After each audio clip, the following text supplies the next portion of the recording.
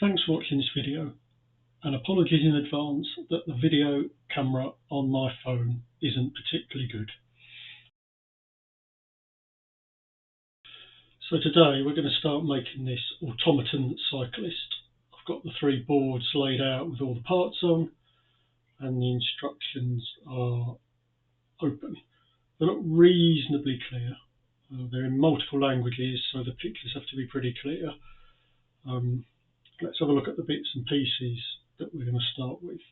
So all of the parts come on these three pieces of laser cut wood.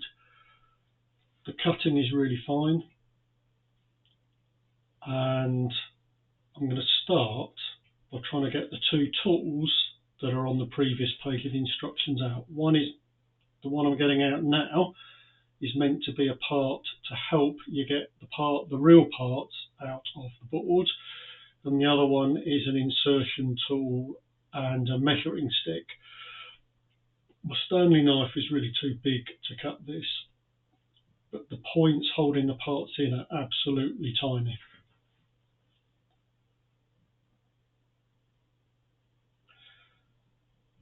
I managed to get the part out there reasonably easily. I'm just looking at the instructions there on the right hand side to see what I need to do. I'm going to get the measuring stick off as well.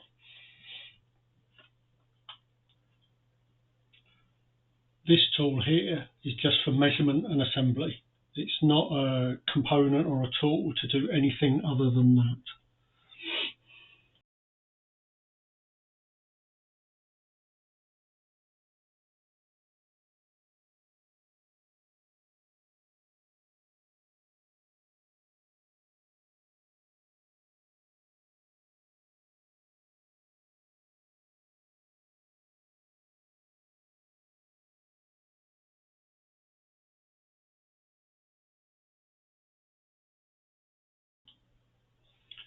So what we're going to do now is make part A1.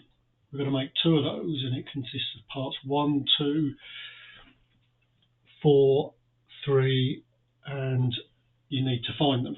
So the first challenge is that there's three boards with lots of parts on, and while there's a sort of logical order, they're not all laid out together, and I guess that's because they've got to fit all of the parts onto the three equal bits of wood, and therefore they're spreading them out across the board to make the best use of the space.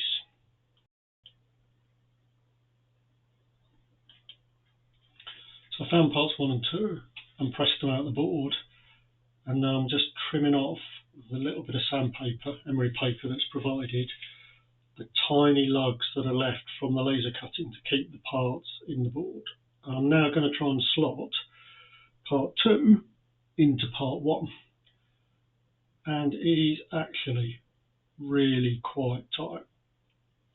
I muck around with this for some time in order to try and get it to fit.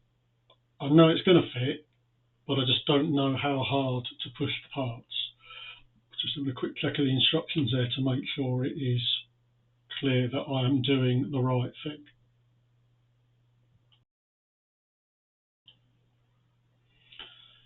Some time has passed and I've been fiddling around trying to do it.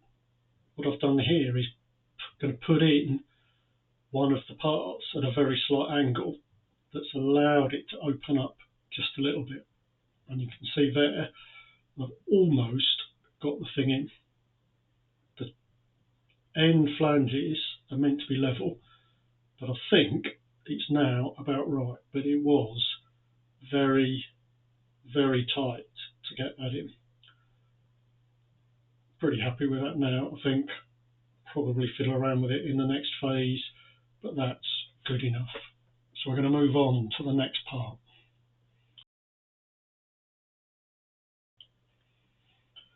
So I've got the gear out, and now I've spent quite a little bit of time trying to find part number 4, which is a sort of bearing or holding on the gear on the shaft part.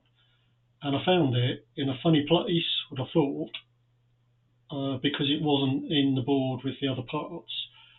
However, reading the instructions, there are some spare parts, and I've taken one of the spare parts. So I now need to find out where part number 4 is meant to be, and there are meant to be 4 part number 4s. So I need to find the other part and get it out.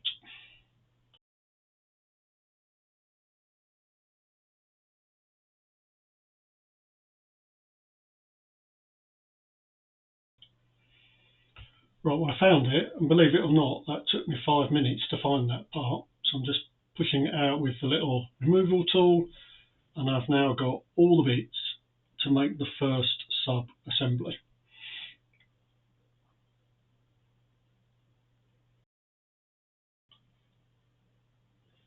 So I'm just giving a final sand to those little parts. I'm now going to assemble them. So the gear goes on what is effectively an axle. Again, it feels quite stiff. You can see there that I'm double checking the instructions are clear, but once it's gone on, it's okay. Just inspecting to make sure that it looks okay. Took it off and put it back on again to make sure. And those little, what I think are bearings, slip on the end reasonably easily on that end, and reasonably well on that end as well. And there is the first part, which has taken me about 25 minutes to assemble. Some of that was getting ready, but a lot of it was trying to find the parts on the 3 boards. So I made the second A1 part off camera, and I'm now going to start on part A2. A2 is an axle with 2 smaller gears surrounded by 2 larger gears, and these are part 6, 5, 7, 8 and 9. So the first thing is to get part 5, which is actually 2 parts. It's 2 number 5s connected together, well, not connected together, but that slip through the bigger cog. So I've got to find the parts, and there by my thumb is part number 7, which I'm going to get out, a nice big gear. Just going to cut a few of the little bits because it's got a few more connection points given its size. And out it pops. And then in my excitement, I'm going to get what I think is the next part out, which is actually not the part I want.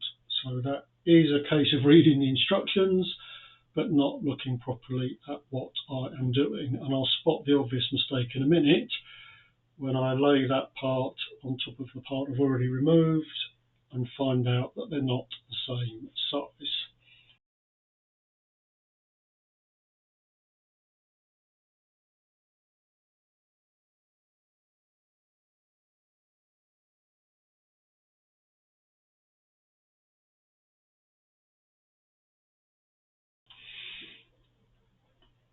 You can see I've realised something isn't quite right there, but I've decided to press on and find some of the other parts.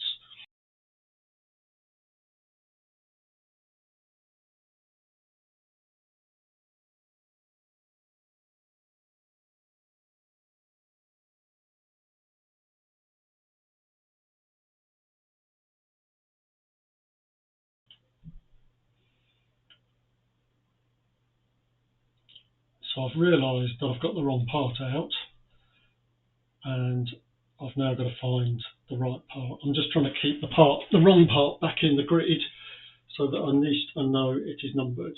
And actually I've gone off to get the end caps or the bearings or whatever they're called first before I try and fix my mistake with the gear. And the extraction tool worked really well on that little piece that I just removed there.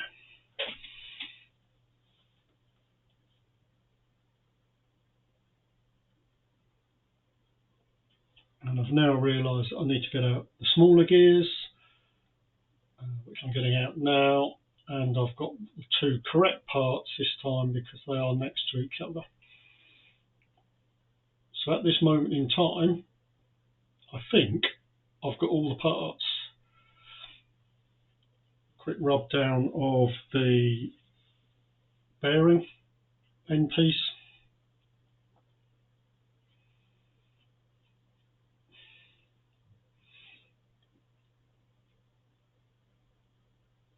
And I'm now deciding that I need to put part number 5 into that gear.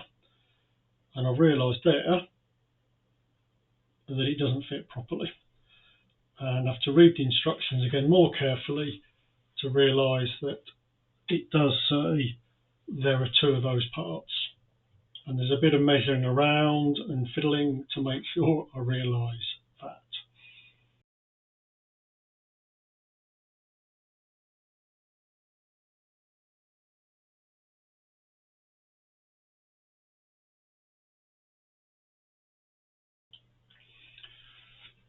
So I realised that there are probably 2 part number 5s in order to fit properly through that larger gear. And I'm now trying to find the other part number 5.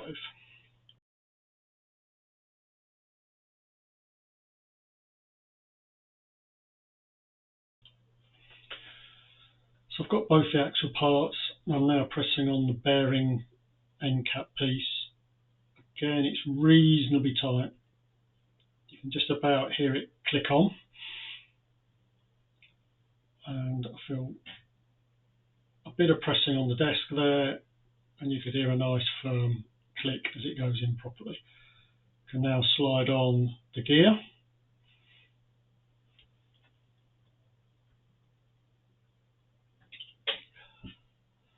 Just trying to make sure that it's sitting flush at the bottom.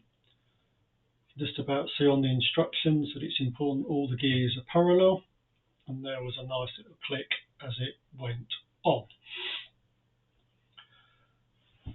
This is where it then went horribly wrong, because I realised later that actually gears 8 and 9, those 2 smaller gears, are actually different parts, and although they look the same, the rectangular slot that they have to move over the axle is a very slightly different size. I could not get the gear on at that point, and I thought all sorts of things like the cutting of the square wasn't correct, that the machining of the axle was too big, I didn't want to press down on it too hard, and I spent a long time scraping very carefully with a knife, a little bit of emery cloth to try and make it fit, and I spent a long time before I realised my mistake.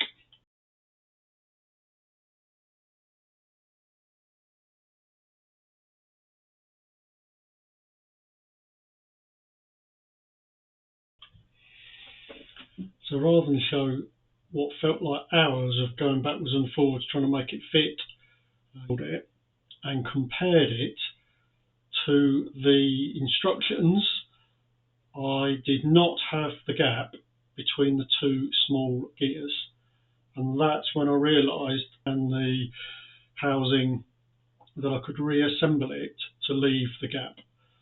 However, I might need to take it apart again or try and slip a piece of cardboard between it should that not work in the future.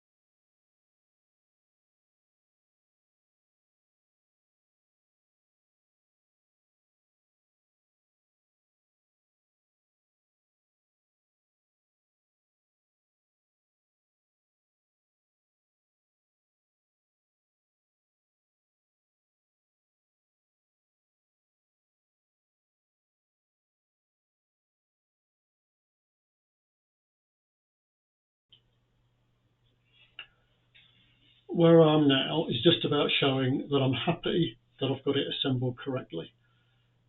So the lesson learned there is, even though I was reading the instructions, it's probably worth only taking one part off at a time and assembling it, rather than having all the parts lying on the desk waiting to be used, because two parts that looked identical were different, and they were different that you cannot see what that difference is. So that was 2 hours of a morning to make 3 parts. I think there's a lot of learning there, reading the instructions, how to get the parts off the board, how to push them together, what the level of force to do.